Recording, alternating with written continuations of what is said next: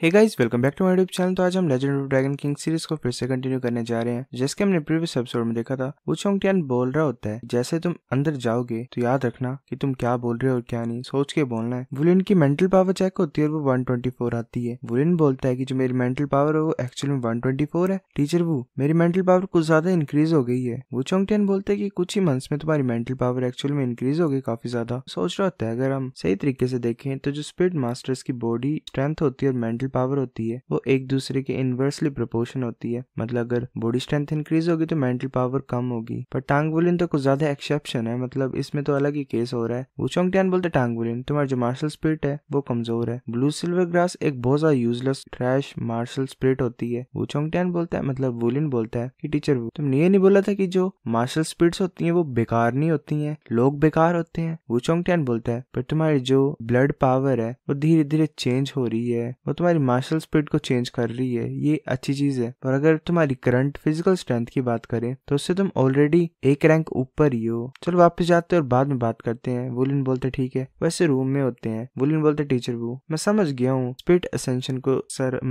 सरपास वाला रैंक तुमने ऐसे क्यों बोला कि ये एक नेचुरल रैंक है जो कि स्पिरिट असेंशन को सरपास कर रहा है। वू चोंग-तियान बोलता है कुछ बड़े सेक्ट या फिर बड़े क्लैंस के जो लोग होते हैं वो स्पेशल मेथड से जाते हैं ताकि उनके जो डिसिपल्स हैं वो स्पिरिट असेंशन को सरपास करने वाले रैंक में पहुंच जाए। ये अननेचुरल सिचुएशन होती है तो इसलिए तुम्हारे पास एडवांटेज है। वुलिन बोलते सच्ची एडवांटेज? कैसा मेरा एडवांटेज? वू चोंग-तियान बोलता है कि तुम्हारा एडवांटेज ये है कि तुम्हारी स्पिरिट पावर कुछ ज्यादा कमजोर है। वुलिन को ज्यादा डिप्रेस हो जाता है एक तरीके से बात सुन के। वू चोंग-तियान बोलता है पर सेम टाइम पे जो तुम्हारी बॉडी की स्ट्रेंथ और मेंटल पावर वो काफी ज्यादा अमेजिंग है और ये नेचुरली इंप्रूव हो ही रही है। तुमने किसी भी तरह के अननेचुरल तरीकों को यूज नहीं किया इंप्रूव होने के लिए। ये natural rank surpassing spirit ascension है। इससे तुम्हारी जो फाउंडेशन है वो अच्छी होगी फ्यूचर की इंप्रूवमेंट्स के लिए। अगर बात करें गुयू की सिचुएशन की तो वो थोड़ी सी अजीब सी है। उसकी मेंटल पावर ऑलरेडी रिक्वायरमेंट्स तक पहुंच गई है रैंक सरपासिंग के लिए, पर उसकी जो मार्शल स्पिरिट्स है वो ऑलरेडी टूरिंग की है तो ये डिफिकल्ट हो जाएगा उसके लिए रैंक सरपासिंग करना। इसलिए ये बुरी बात है गुयू के लिए। अगर उस तरीके से नहीं होता तो चाहे वो टांग सेक्ट को ज्वाइन नहीं भी करती फिर भी मैं उसकी हेल्प कर ही देता। मतलब एक्चुअल बात है कि ये कोई भी हेल्प नहीं कर सकता है गुयू की सिचुएशन में। वू चोंग-तियान बोलता है हमें 2 कार्ड्स चाहिए इंटरमीडिएट स्पिरिट असेंशन प्लेटफॉर्म के लिए। मैं तुम्हारे साथ चलूंगा स्पिरिट असेंशन प्लेटफॉर्म के लिए और तुम्हारी हेल्प कर दूंगा रैंक सरपासिंग को कंप्लीट करने के लिए। जो इंटरमीडिएट स्पिरिट असेंशन प्लेटफॉर्म है उससे जो स्पिरिट मास्टर्स होते हैं 7 रिंग के नीचे वाले वो उसमें एंटर कर सकते हैं। 20 भी पावरफुल होते हैं तो तुम्हें रिवॉर्ड भी अच्छा मिलेगा। वुलिन बोलता है टीचर वो, अभी मेरे पास सिर्फ एक ही रिंग है, क्या वो मेरे को इंटरमीडिएट स्पिरिट असेंशन प्लेटफॉर्म में एंटर करने देंगे? वू चोंग-तियान बोलता है अगर तुम्हारे पास कार्ड होगा एंटर करने के लिए तो तुम जा ही सकते हो। वुलिन खुश हो जाता है और बोलते है तो ग्रेट है, मैं बहुत ज्यादा एक्साइटेड हूँ इंटरमीडिएट स्पिरिट असेंशन प्लेटफॉर्म के अंदर जाने के लिए। वू चोंग-तियान बोलता है बातें होती है कि जो स्पिरिट मास्टर्स एंटर करते हैं स्पिरिट असेंशन प्लेटफॉर्म में उन्होंने पैसा दिया होता है। अगर तुम जल्दी एलिमिनेट हो जाओगे तो स्पिरिट पगोडा के लोग खुश ही होंगे क्योंकि तुम्हें कुछ ज्यादा मिलेगा नहीं जितना तुमने पैसा खर्चा है, उन्हें तो पैसा मिल ही गया है। वुलिन ऐसे सैड होके बोलता है अच्छा।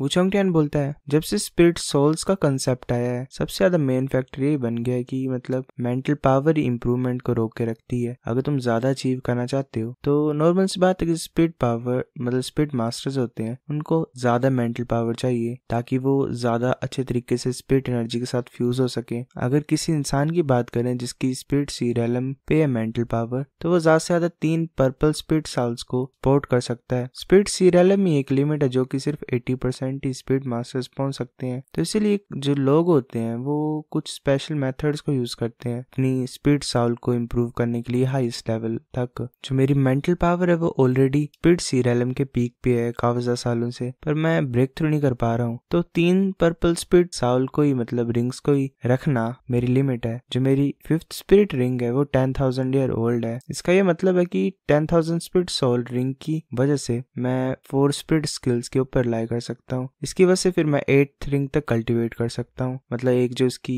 वो मिली थी उसे 10,000 रिंग तो उससे ये फर्दर कल्टीवेट कर पा रहा है। वो बोलता है पर मैं अगर 9 रिंग्स तक पहुंचने की कोशिश करूंगा तो मेरे को मेरी मेंटल पावर को ब्रेक थ्रू करवाना पड़ेगा नेक्स्ट रेलम में एंटर होने के लिए। मैं इस जिंदगी में नहीं पहुंच सकता हूँ नेक्स्ट लेवल पे। टांग वुलिन, जो तुम्हारी पहली स्पिरिट साउल है वो ऑलरेडी 10,000 ईयर लेवल की है। इसका मतलब तुम्हें फर्स्ट 3 स्पिरिट रिंग्स के बारे में अब चिंता नहीं करनी है। अगर तुम्हारी जो सेकंड स्पिरिट सोल होगी वो भी 10,000 ईयर लेवल की होगी और थर्ड 10,000 ईयर लेवल की होगी तो तुम्हारे पास पॉसिबिलिटी है 9 रिंग टाइटल डूलाओ बनने की। यही मैं देख देखना चाहता हूँ, मैं ये होप करता हूँ कि तुम इस मेथड को और अपनी इस किस्मत को यूज कर सकते हो अपने गोल तक पहुंचने के लिए। वुलिन बोलता है ठीक है, वेल तुम्हें पता ही है पहले जो होता था वो तुम्हें 20 हंट करने पड़ते थे to achieve rings, but nowadays मतलब अब के टाइम में जो हो रहा है ये एनर्जी को कल्टीवेट कर सकते हैं। लाइक चाइनीज मानवा में तुमने देखा ही होगा कल्टीवेशन, एनर्जी एब्जॉर्प्शन से पावरफुल बनना, वैसे ये रिंग्स को अचीव कर रहे हैं। और अगर रही बात रिंग्स के लेवल की तो वो मेंटल पावर के ऊपर डिपेंड करता है। हम बताया जाता है कि करंटली सिर्फ 2 ही मेथड है इंटरमीडिएट स्पिरिट असेंशन प्लेटफॉर्म की एंट्री कार्ड्स को पाने के लिए। पहला ये है कि तुम्हें कोई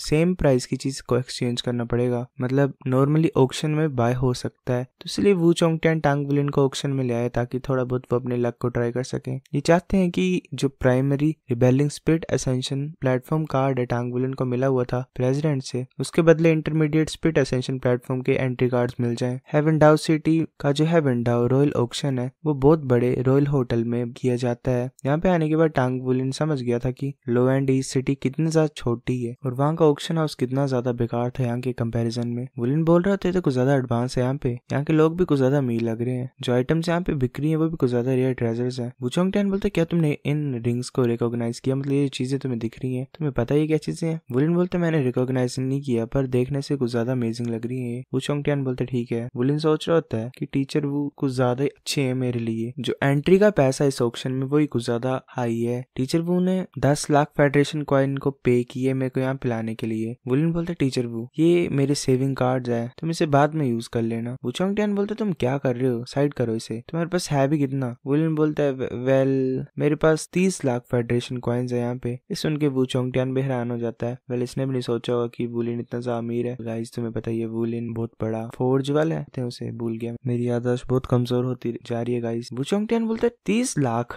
इतना ज्यादा पैसा कहाँ से मिला तुम्हारे पास? बुलिन बोलता है ये सारा पैसा फोर्जिंग से मिला मुझे। जब से मैंने ब्लैक स्मिथ एसोसिएशन को ज्वाइन किया है मैंने काफी ज्यादा काम को रिसीव किया है। वू चोंगटियान बोलते ब्लैक स्मिथ एसोसिएशन, किस लेवल के ब्लैक स्मिथ हो तुम इस टाइम पे? बुलिन बोलते लेवल 3। वू चोंगटियान सुन के मतलब थोड़ा हैरान हो जाता है, सोच रहा होता है अच्छा जो 1000 रिफाइंड क्लाउड टाइटेनियम वेस्ट थी जो सभी पहन रहे थे टेस्ट के टाइम पे वो इसी ने बनाया है। ये सिर्फ 10 साल का बच्चा है और पर इसकी जो सेकंड ऑक्यूपेशन है वो लेवल 3 तक पहुंच गई है, तो कुछ ज्यादा अमेजिंग चीज है। फिर ऐसे अनाउंसमेंट होती है कि माफ कर दो सभी को, मतलब वेट कराने के लिए, जो हमारा ऑक्शन है वो स्टार्ट होने वाला है। मैं वेलकम करती हूँ तुम सभी ओनर गेस्ट को हमारे हेवन डाउ रॉयल ऑक्शन के लिए। आज हम काफी ज्यादा ग्रेट चीजों को मतलब बेच रहे हैं इस ऑक्शन में। ऑक्शन प्रोडक्ट्स की बात करें तो स्पिरिट फ्रूट्स है, स्पिरिट ग्रास है, रेयर मेटल्स हैं, बैटल आर्मर है, मेकाज हैं और भी काफी ज्यादा ट्रेजर्स हैं। नेक्स्ट हम डिस्ट्रीब्यूट कर देंगे ऑक्शन के जो कैटलॉग्स हैं हमारे ऑनरेबल गेस्ट के लिए। सभी देखो 20 मिनट का टाइम देती हूँ मैं, फिर हम ऑफिशियली ऑक्शन को स्टार्ट करेंगे। वू चोंगटियान बोलता है कि ये तो ऑक्शन के कैटलॉग्स भी कुछ ज्यादा ब्यूटीफुल हैं। चलो पहले देखते हैं कि मतलब क्या क्या है यहाँ पे। मतलब जो वुलिन होता है वो बोलता है क्या ये सभी चीजें यहाँ पे ऑक्शन होने वाली हैं, ये तो सभी रेयर ट्रेजर्स हैं। जो स्टार्टिंग प्राइस है वो भी कुछ ज्यादा हाई है। वुलिन ऐसे फिंगर को आगे की तरफ करता है और बोलता है कि ये हैं 3 इंटरमीडिएट स्पिरिट असेंशन प्लेटफॉर्म के एंट्री कार्ड्स। ये एक्चुअली में 50 लाख फेडरेशन कॉइन्स है, ऐसे कुछ ज्यादा एक्सपेंसिव है पर शायद मैं अफोर्ड कर पाऊँ। वू चोंगटियान बोलता है कि सिर्फ स्टार्टिंग का प्राइस है, हमें अभी ये पता नहीं कि फाइनल प्राइस कितना जाएगा। वुलिन बोलता है ये तो 1000 ईयर ड्रैगन स्केल फ्रूट है, जो स्टार्टिंग प्राइस है 20 लाख फेडरेशन कॉइन्स है और एस्टिमेटेड फाइनल प्राइस 30 से 50 लाख के बीच में है। वेल अगर तुम्हें पता ही होगा,